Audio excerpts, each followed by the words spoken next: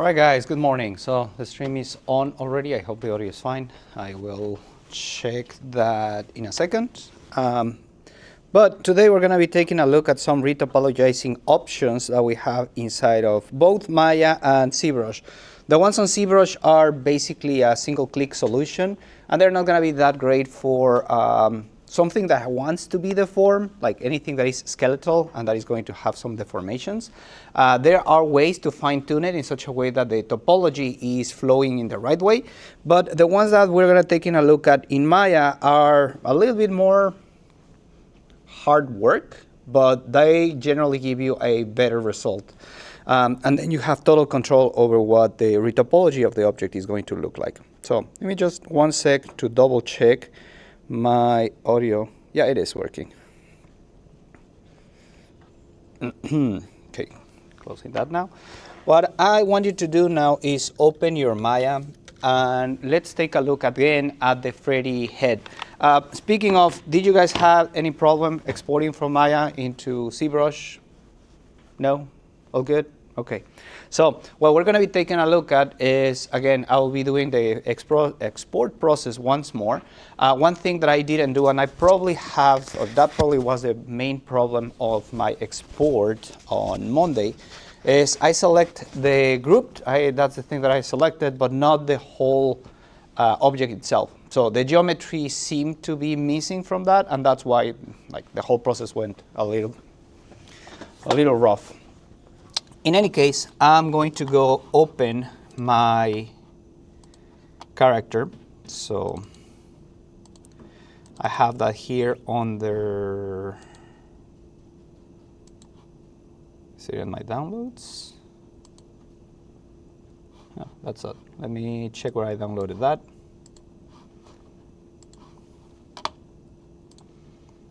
Freddy head, Freddy OBJ. Yeah, no, that's not it. It's in my downloads. So I'm going to put that here. I don't know why I can't see it from Maya. I'm going to put that in this area. I'll actually set that as the starter project. Make things a little bit easier on myself. So I'm going to be clicking on this. Desktop, Freddy starter. I'll set that as my project. And I'm going to hit open. That way it's going to show me the stuff. I'm going to go for head. And now that is my Freddy head with the textures, right? So here, what I'm going to do is expand on everything, and I will be selecting all of it, so all of my individual pieces. Then I'm going to go File, either Game Exporter or Export Selection. I'm going to go Game Exporter. And here under Model, make sure that I disable the FBX Review. That is a thing that I use on my personal computer and my work computer as well.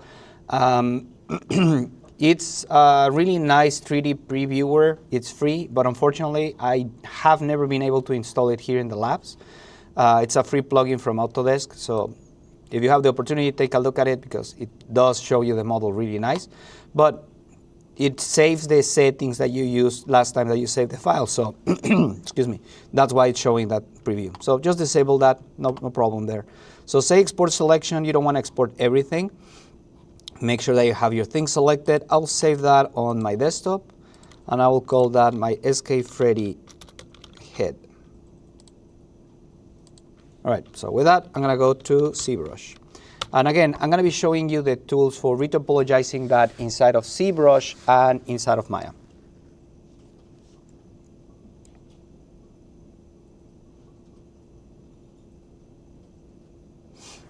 How's everybody doing today? Good? Midweek, we're almost there. Nice. All right, so I'm going to close this, and I will go into my, I never showed you Live Boolean last time, right? Live Boolean is magical. I'll show it in a sec. I'm going to go into my document. That's something I always like doing, and saying new document. That way I get to use the whole interface and not just one tiny space. If anyone knows a better way of doing this without checking new project every time, please let me know. But over here, I'm just going to hit import. I'm going to go to my desktop, and I'm going to look for that file that I just exported. So it's going to be this one, SK Freddy head. I don't need to import the cameras. And materials as subtools does not really work for me because everything is already the same material. So I'm going to hit that. And as you get to see, I have all of my individual pieces coming out this time, which was not the case for last time, and I'm pretty sure that was just because of the way that I selected the object. In any case, yeah, because I have textures, this looks super off. I will just change my material to something like a flat color. And I should be, before I do anything else, I'll be hitting the edit button. Okay, now I can modify it and move it around. This texture itself may get in your way, so if that is the case, you can export as an OBJ file, and that is not going to be showing you the texture. I'm not entirely sure why the Fazbear texture for the face itself is completely black, whereas the other ones are not. But whatever. I can always flood that if I wanted to a particular color. That would be a nice segue to these options here. So if you press the space bar on the top of the work area, that is going to open all of your settings, right? And then I can just say, you know, I want to work with this white color. And instead of painting and, instead of modifying the geometry, I just want to do paint. So I don't want to add, I just want to RGB.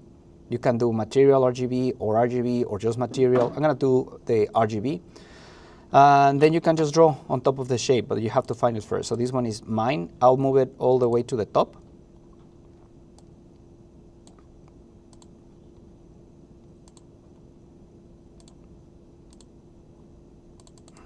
There. And then you can start painting on your shape. So let's do material RGB. I'll make these larger.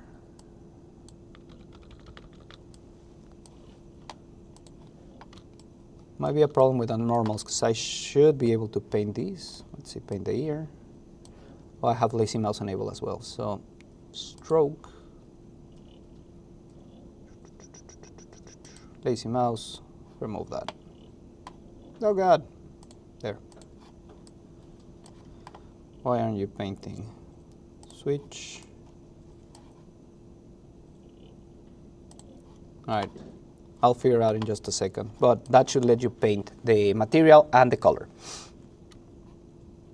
I'm not doing anything with this. RGB intensity is 100, so that's super odd. I'm gonna start modifying the topology of this guy. So in the first place, what I need is more resolution. So I'm gonna change this back to C-add, so I can start adding on top of this. And right now, my active poly count on that one subtool is 654. So I'm just going to do a Control-D a couple of times, and that way I can start modifying it. So again, I can hide pieces. Let's say I don't want the ears, but I want to have a reference of where the ears are located at, so I'll just keep them there. This part of the yaw, it's going to be a good reference. I'll leave it there. My eyeballs are in the right position if I wanted to change things. And also, the important parts that I will consider important, of course, are these, which are the joints. That way I get to see the articulation points where they're supposed to be moving at. All right, so I'm going to take this, and I'm just going to start modifying the shape somehow, right? Let's enable the symmetry mode. So here,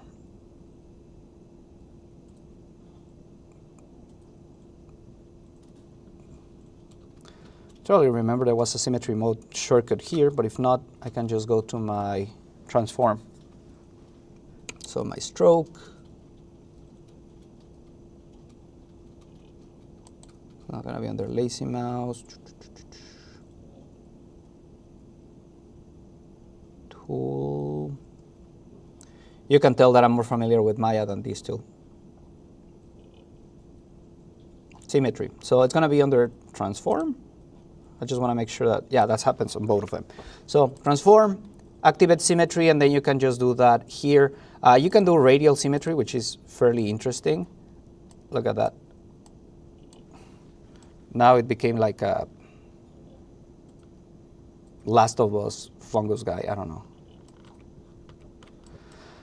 You can do X, you can do Y. The transformation is really nice. Y would be the one on the top. So if I wanted him to have like a crown disc, oh, I need to make these size smaller. It's like a Darth Maul kind of character. I don't know. Let's talk about the shape. I'm just going to be playing it by ear. And I have, maybe I'll do a giraffe or something like this. So I will increment the area.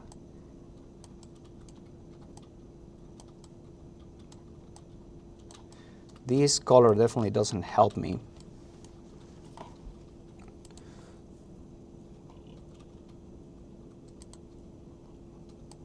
And I should be able to just change that with the fill object, but it's not cooperating. Is it the texture? It's because the texture is still connected.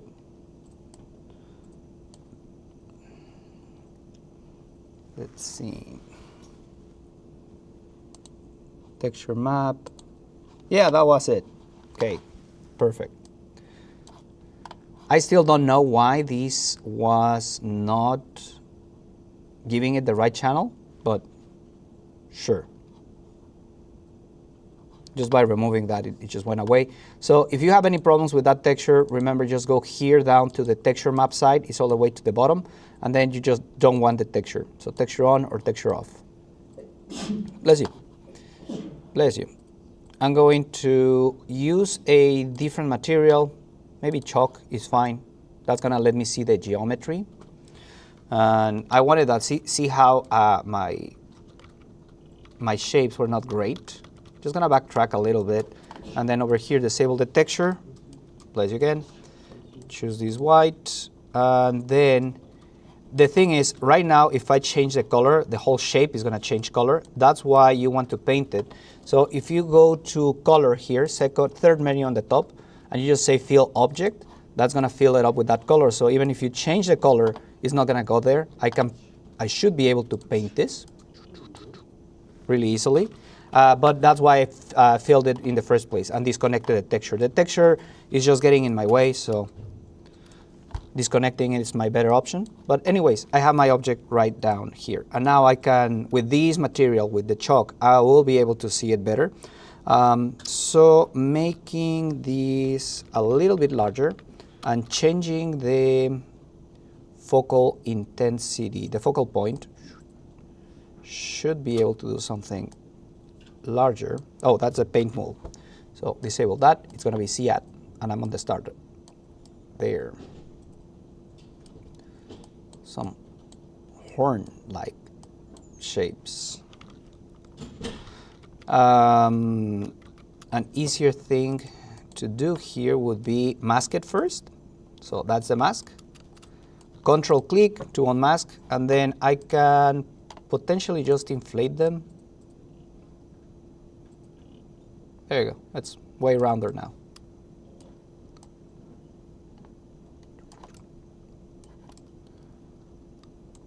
I can smooth it out just a bit. We'll disable this part. Now, these on the front I want to modify, make it look like something else. So I will do move. Move elastic is fine, but I need my brush to be larger to affect a larger area.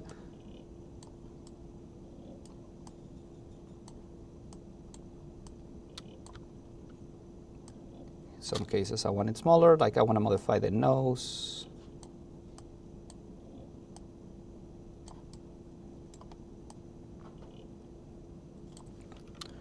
Let's smooth this area out.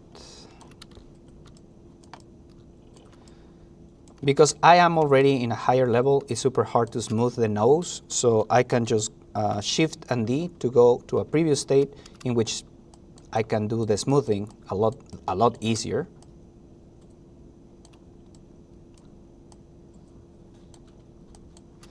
And let's find for a reference. Okay, so cartoon giraffe. All right, so something like this. I'm going to have it on the side just to have a basic reference on what the nostrils and everything is going to be at. I don't want it to be right at the center, so I'm going to do my best to just, oops, that's moved me. I want to standard do it.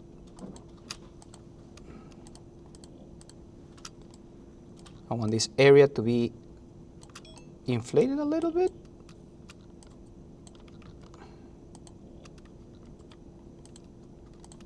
There. But I also want to have some nostrils. So going back down. And then I'm going to do a control.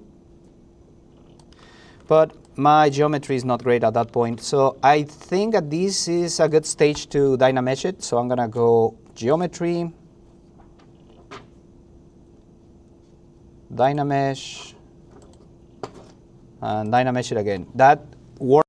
You're going to get rid of the higher levels. I was like, okay, fine. But the resolution is not great. As you get to see, it loses a lot of definition on that. So 256 is a better value to have on this one. Dynamesh it, yep. Still kind of not great. Let me delete higher. Delete higher, here it is. 512 maybe, just Dynamesh. That's a little bit better, but the resolution is not amazing. I can subdivide it again, no problems. But before I do that though, I want to even out the surface a lot more.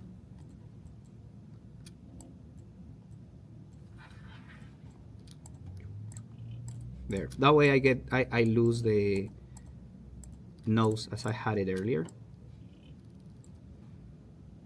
So this needs to be a little bit broader. So move elastic. And the way that you generally want to modify these things is going from a super rough to fine detail. Do not start working on the finer detail until you have the basic shape and the block out of your shape, because otherwise you're going to have a bad time. There's going to be a lot of back and forth that you don't want to necessarily have. Once I have that seems like a decent base, I will do another Dynamesh. So enable that.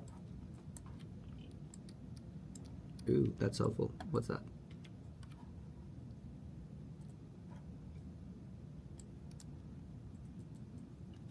I don't know where that is coming from, but let's smooth everything out. And now it's 500,000 of these faces, so maybe 512 is not a good number for this one. Let's do 256. A little bit easier to work with. And again, you don't want to have a lot of definition before you start doing the paint. This does not look that faceted here, but I guarantee that once we take it to Maya, this is not going to be great. All right, so this is smooth enough. I have my horns. I want this area to be a little bit larger, so I'm going to do the move elastic now that I have enough geometry. Can make these way larger to make it easier to move. Try to use the eyeballs as a reference, because if you want to have some animations with the eyeballs, it's really good to have that in place, because I already have the skeleton in there. All right, so something like this. I'm going to remove the size. And as I've always said, in order to make it look good, it is going to require more than the class time that I have, especially for me, 'cause I'm not a great sculptor. In any case, I have that, and I wanted to have the nostrils that I was saying earlier. So I'm going to move these down. I'm going to find, that's where my nostrils are going to be. Of course, what I want to do is invert that mask. So Control, click outside, and then I can do the same inflate. But that is going to happen in reverse. Oops. Control and push it. Sorry, Alt and push it. There. So if somebody can help me with the door, there's one of your classmates out there. If you would be so kind. Please and thank you. Okay, there. And then I'm going to reverse the mark again, Control click. That way I can make this a little bit smaller. And I'm going to do a clay build-up this time. It's a little bit easier to see. So there. Of course, that tool is going to give you this like rough view, but once you're done with that, you can always smooth it out, and that's going to give you the hint of the shape.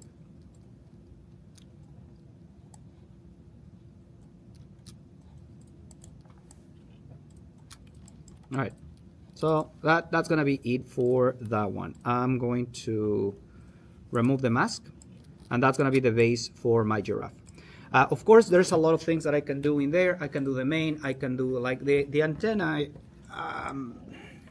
They basically end up with a little small ball here on the top. That's something I want to do. So I'm going to do that, and then I'm going to move on to the next part. So this, I'm going to inverse that, and then I'm going to inflate again. So inflate. And I'm going to make my brush larger, not necessarily the focal point or the strength, just the brush. That way I have a little bit more control here. Now that I have that, I'm just going to smooth it out.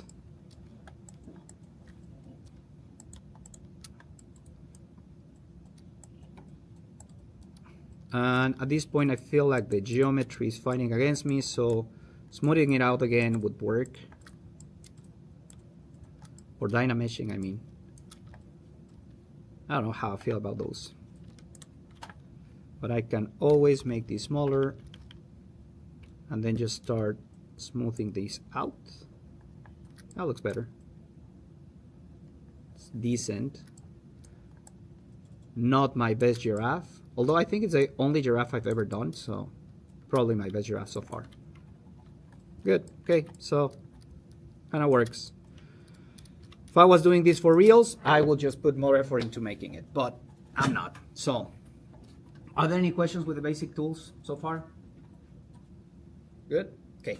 So, I'm going to save this tool before I start messing up with it. So, save as is going to let me save this as a sub-tool. It is not going to save the scene, it's just going to be saving that one quote-unquote model. We call that a tool. And then here, I will just say this is my giraffe. So giraffe, there. All right, now let's talk about the retopology part, because this thing is massive. If I go take a look at the wireframe, that is not good, right? So be sure to not upload something like this whenever you're doing your assignment, because that is going to be less points. What we're going to be looking for is optimization. And in here, while that is a shape that I want, generally speaking, it's not entirely what I would expect. There's a lot of quads that I can just completely negate. So what I'm gonna go do here is, because this is the only subtool that I modify, I can easily just say export that one. If I had modified ears or something else, I can combine them together and then export the whole subtool. But for now, I'm just gonna be exporting this one because that's the one that I modified. So I'm gonna hit export. And in here, I will just say this is a giraffe head, and that is my height. Now, I could potentially add in here, using the stamps and other things, the spots on the giraffe. That could be having a relief on the shape, so it's going to be looking more 3D-esque. But for now, I will just keep it like this. This is going to be, again, my height. But I want these to be on a lower resolution. The first tool that I'm going to show you, the first couple of tools that I'm going to show you are here inside of ZBrush. First one is after I have saved these and exported it, so I maintain my progress, I can just go to my Z plugin and I can go into my Decimation Master. So Decimation Master is going to have a couple of options, but I need to do a pre-process of these beforehand. So this is going to be, again, under Z plugin, and this is going to be under pre-process current. You can pre-process everything. Notice that there's a operation time on the top. when we have a model that is made out of million polygons, it's gonna take more time than this, but it always required to do that. And so after I do this, again, go back to my C plugin, decimation master, and I can say, well, you know what, decimate 20%, decimate to 200K, decimate to something. I will be saying something like decimate to 10%. And then I will just say decimate current. Notice that the count is 110,000. So when I do this, it just went to 11,000. And the shape is maintained. Now, who can point out what is the big problem with that one? It's a bunch of triangles. Everything is made of triangles, yes. So the geometry is not clean at all. And the main problem with that is trying to UV unwrap this is going to be a nightmare. So yes, the resolution was maintained, and because it's in triangles, it is really well done. Like the resolution is at a great place. But try to UV unwrap this, and then you're gonna have a problem. And then you can argue, well, I can just do an automatic unwrap, and yeah, that is beyond the point. But the automatic unwrap is just gonna get you so far. It's gonna look not that great, especially if you're not using Substance Painter. Substance Painter does magic with automatic unwraps because of the triplanar projection. But still, you wanna have this in a general better shape. If you wanna put this in a portfolio, that's gonna look really bad. So do not use this one, except for exporting it to Maya and doing it the right way. In some cases, my model could have been 1 million, 2 million, 3 million. Is that Hulk? Hulk and Venom, I think. Anyways, my model could be made out of 1 million vertices. And then when I bring that to Maya, Maya is just going to struggle because it's 1 million vertices and Maya is Maya. So what you can do in those cases is take your million model polygon, decimate it in this way, and then this is the one that you're going to be exporting to Maya. Does that make sense? So you don't export a super large one, but you have still the same volume or the same number of these things. So I'm going to give this a try, and I will say export, and this is going to go into my desktop. Giraffe, I will call this low and decimation. Why low decimation? Well, because there's another tool that I want to show you that is a little bit buried under all these tools, but it does a better job than this one. So undo that. This is my multiple thousand. I'm just going to do a Control D a couple of times so you know that it's 1 million something, so you get to see the decimation happening, or the reduction. It's not called decimation. And that one is going to be under geometry, C remeasure. So the C remeasure is also one of those magical tools, but you don't have a lot of control unless you use there is a drawing tool on top of this. I'll show it in a different time, but I can just do a C remeasure and say something like adaptive and just C remesh the object. It is going to process this on the top. Notice that it's 2 million polygons. It's taking its time because it is a larger object, but there. And that took it down from the million that it was to 10,000, which is still a large model for what this is, but I mean, really, I went from 2 million to 10,000 and maintained most of the facial features. This one is a magical tool. And what is the nice thing about this one? Everything is made out of quads. Now, also there's another problem. This is not a symmetrical model all the time. Most times it's fine, but sometimes you're gonna find really weird geometry on the side. So this is where I would take these to Maya and then do another trick that I'll show you in just a second. So this is 10,000. I guess I can just go lower than that if I say a lower value. Again, target poly count doesn't tell me anything. It's just like a dial. It doesn't tell me what exactly am I looking for. So I can just say something like 3 this time around, and that's gonna decimate. And there you go, it's 5,000. But what does that 3 and 5 implies? That's a black box mystery. So you play with the value until you find something that is there. There should be a better way of doing it, and up to all the time that I've been using ZBrush, I have never found out what it is, the actual value that makes it. So take that with a grain of salt. But in any case, this is manageable, right? That's 5,800. So that's a good number to have. That's the one that I'm going to be exporting. Notice that these are the little antenna horns, whatever you want to call them, from the giraffe. and these are the parts that are going to be sticking out the ears. So those are completely different. Now in here, this is a better looking model, but still I would like to have some control over my edge flow. There are tools in here that are going to let you do that, but for now we're not going to be exploring them. And I'll just say export, and this is going to go onto my desktop once again. This is going to be my low, but it's not going to be decimation. This is going to be my remeasure. Remesh. All right. So, any questions with those two tools? Decimation and remeasure. Sweet. So I'm going to go back to Maya, and now in Maya, I'm going to be making a new scene. I'll not be saving that one.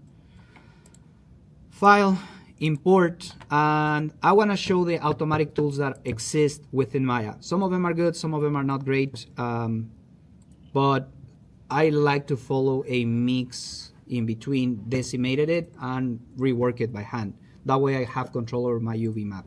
So I'm gonna go into my height, so that's the one that I'm importing. Oops. Just select that, there. So that is my shape.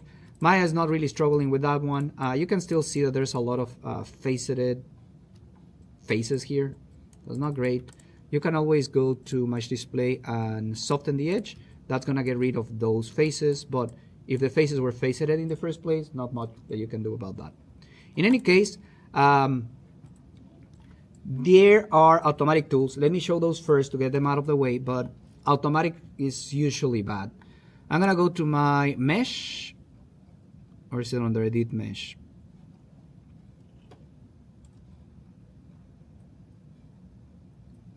No, it's under mesh. Mesh retopologize. So there is a dial here that you can modify and say something like, well, target face count. I want this thing to be 10,000 faces from the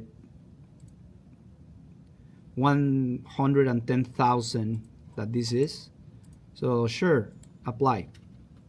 It's gonna take a second and it's gonna do that. So yeah, that is 1,000 faces, and it's kind of similar, but get to see the geometry here. Even though everything is quads, this is not great. That is problematic. So using UV unwrap techniques on this thing is going to be a nightmare. This is not great. So no, please don't. Remove that. Done. All right. So that's one. One thing that you will see me doing quite often is going to my orthographic view front, focus on the shape, and do only half of it, right? So I'm gonna select faces. I will go here, and I'll get rid of everything that is not at the center. Just be extra careful that you don't go over the border. So I'm gonna do this. That's good enough. Because of the size of the vertices, this is not amazingly well done, but sure. I'm gonna go double click on this edge. That should go all the way around. And then over here, I can do snipping to the grid. So I'm gonna get as close as I can so I can see the grid.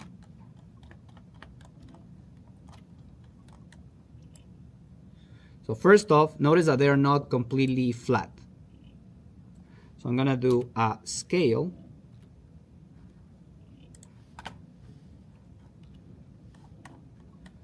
To make them completely planar. And then I'm going to get close to the shape as much as I can.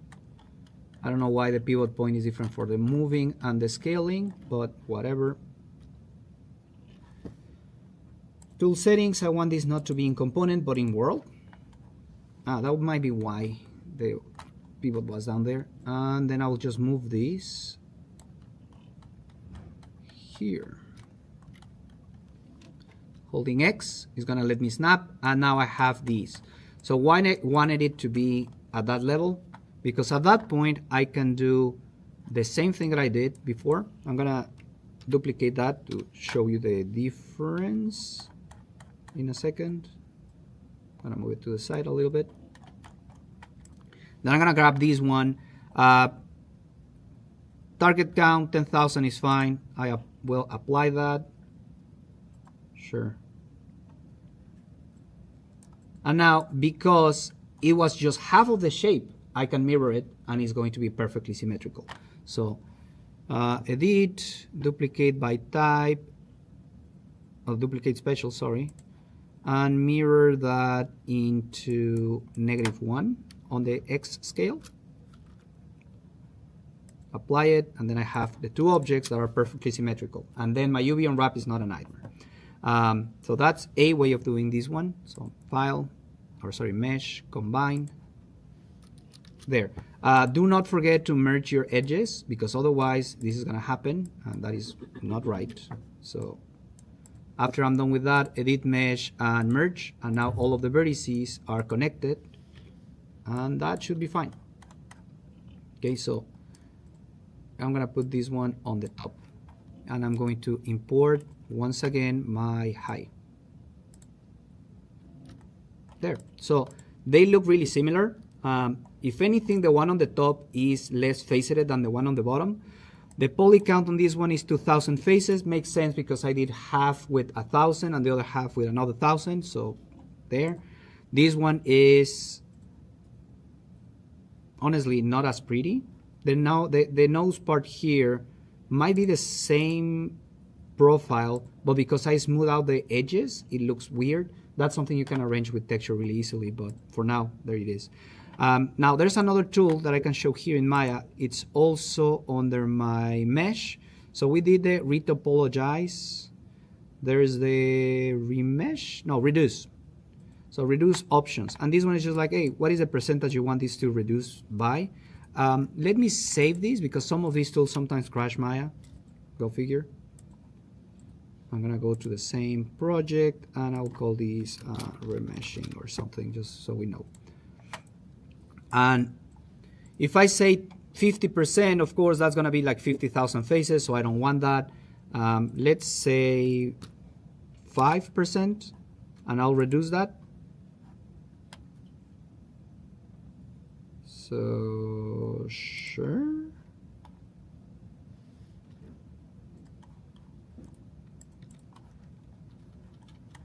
Where's my pivot point? There. I don't notice any difference in this shape. Modify center pivot so I don't have to go chase it. Edit mesh. Sorry, mesh. Reduce by percentage. Do not keep the original. That's odd.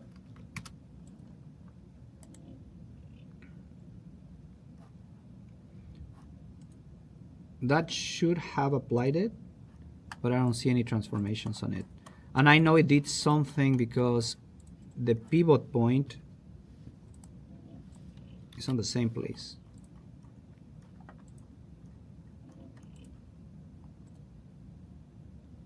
Show manipulator.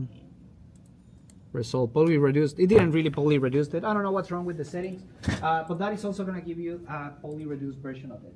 I rather work with the first one in the first place because you get to see that it does a better job most of the time. And there's redundant ways of doing things inside of Maya, but I have those two. So what would I actually choose? It's really a combination of all of the tools that I have shown you, but the most important one is the one that I'm about to show you here. Are there any questions with the 3 ways that I have shown you how to reduce your object yet? All right. The last one is the most time consuming, but it's the one that is going to give you the better looking result. So in here, I'm going to increment and save this scene, and I will take this one out of the way. This is the one that Maya did, which is not bad by any stretch of the imagination, but let's work on the actual flow. So for those of you that have done modeling and animation, what is the problem with the one on the top? Because it looks fine. And for an animatronic, to be honest, I don't need to go the extra mile. But what is the problem with that one?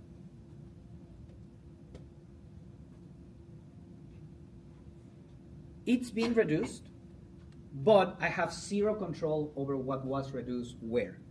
In some cases, I may want to have a larger definition around the eyebrows, because they are going to be flexible, right?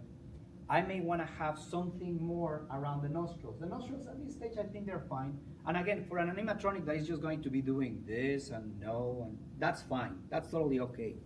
But whenever you're doing this for an actual character, as you're going to be doing it for the third project, then this is bad because you won't be able to do any flexing of the face.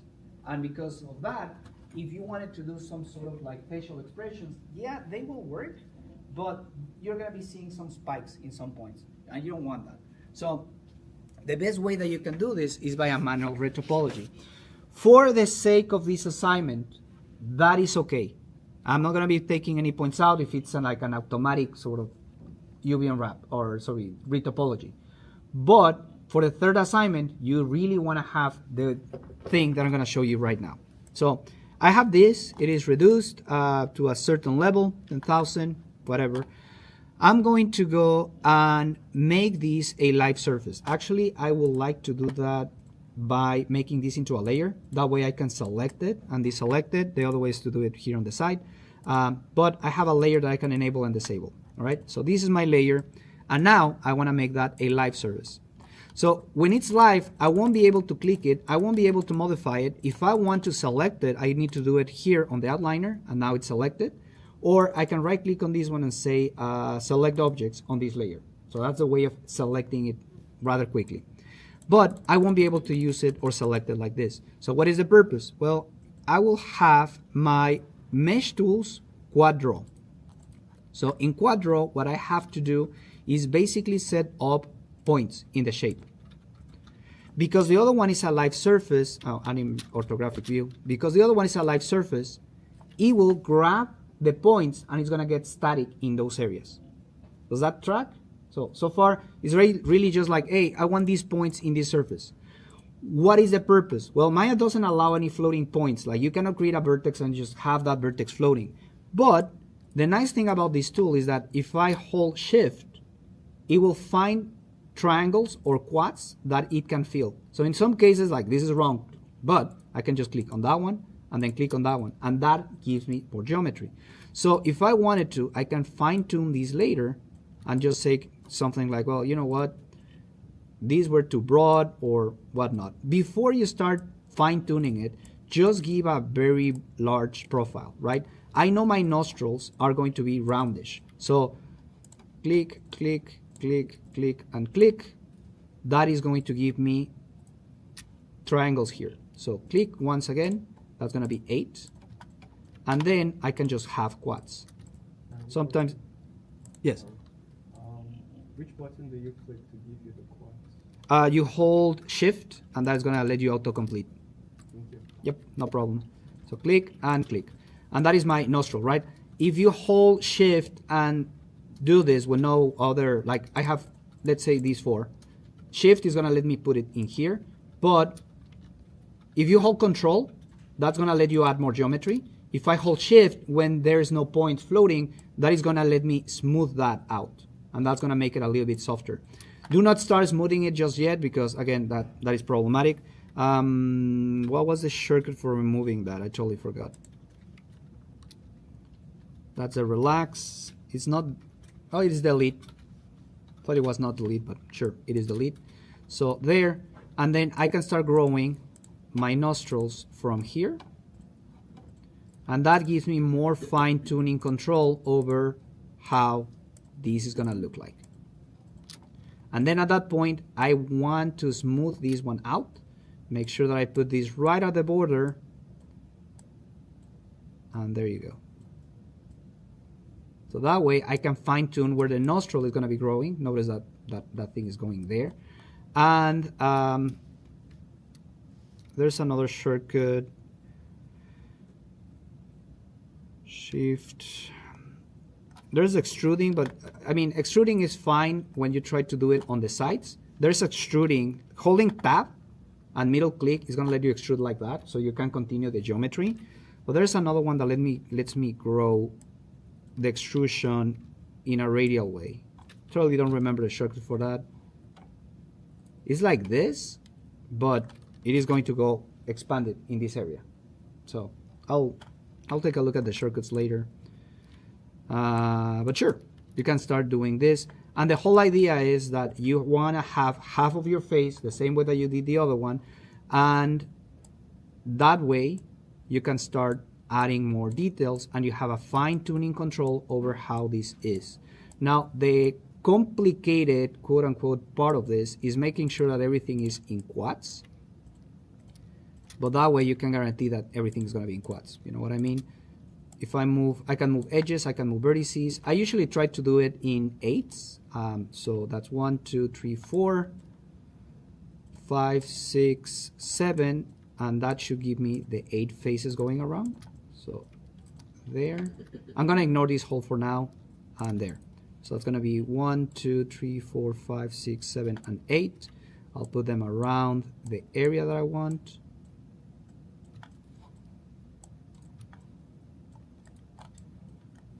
And if this is in your way, that's another thing that, that's why I added it to this layer. You can say T, that is going to be templated, so you get to see through it, so you get to see the other shape.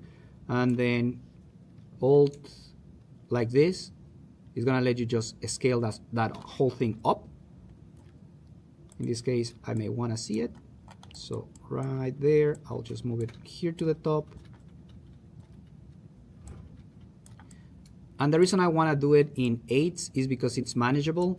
Anything that is really a multiple of 4 is good, but you will know that when you do this in a radial wave for 4, it looks super blocky, so you don't want to generally do that in 4s. 12s, 16 they look better, but they're harder to work with because more things to work at the same time, like more individual vertices you have to move. Smoothing this part out is going to make a nice, cool, round average. So that looks okay-ish. And then once I complete the whole shape, I can just hold Control and click, and that's going to give me more resolution to work with. But again, do not start doing that before time because that's going to be a lot of work. That is the best way of doing this. The poly count is going to get massively reduced because you have fine-tuning control over where you want your shapes to be. But again, way more work.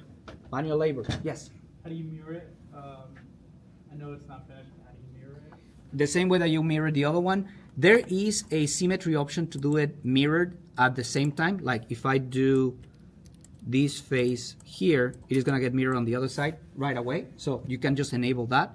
I don't like doing it at this stage because sometimes it doesn't really mirror it right, like your shape is a little offset to the left or to the right, and then because of that the mirroring effect just breaks everything up. So I'd rather just do half of it. But let's say that I'm done with this tool. I'm just gonna click move, I'm gonna hide this, and now this is my geometry, and this is general, just regular geometry, right? So assuming that this is done, which is not, make sure that this edge here at the center, well, I wouldn't be able to show it to you, but let's say those two vertices are right at the center. You scale them down, so that way, in the global scale, so that way you know that they're perfectly centered. And then I will just go to my edit, duplicate special, and make sure that I duplicate it in the -1 as I did with the other shape. And when I apply it, it is going to be there. Now, in this case, it didn't totally work, but I can just say these two objects, I want to combine them. So mesh, combine. And then I can just grab the edges at the center and once again scale them. Is this in the wrong space? Yeah, it's in object, that's why. It needs to be in world. That way it's going to be fighting it for the center. So why is it not doing it? You hold J. J? Yeah, like if you. No, not doing it. Not entirely sure why it's not scaling it. It should be. Oh, I know. It's here on the top. That's why. The symmetry is enabled. So when the symmetry is enabled, the scaling to the center does not perfectly work. So that's what was happening there. And now it's going to be a single object. But the same thing that I did in the other one, I have to merge it, because otherwise the faces are going to be disconnected. All right? So that is the principle of retopologizing. Again, the tools are not that complicated other than remembering the shortcuts. But there's I don't know if you noticed that, but when we were doing that mirroring, and what drawing, there were some shortcuts here listed. It said something like LMM, which left mouse, LMB, sorry, left mouse button will do this. LMB or CMB, I don't remember. Middle click, left click, right click is going to show you what to do in there. And again, for the sake of this assignment, that is totally fine. You can just leave it at that stage and you'll be on rapid at that point. But the best way to do that would be generally like this. And whenever you're extracting the normal map, you'll see that the difference in file size is just ginormous. The poly count is going to be super reduced. And because you're extracting the normal map from the high poly, it's going to look fine. So this retopologizing of the face, I don't need it to happen for the assignments that you're submitting right now, the 3 heads, remember? So it's the 3 prototypes that you're doing. You don't have to poly reduce them. I just want you to be having a good idea of how it's going to look like. The next stage is going to be poly reduce them. So that is coming, but next week or something. Okay? Geez, can somebody remind me when Lily is not here that my class ends at 10:50? I just get carried away. I'm really sorry about that. All right.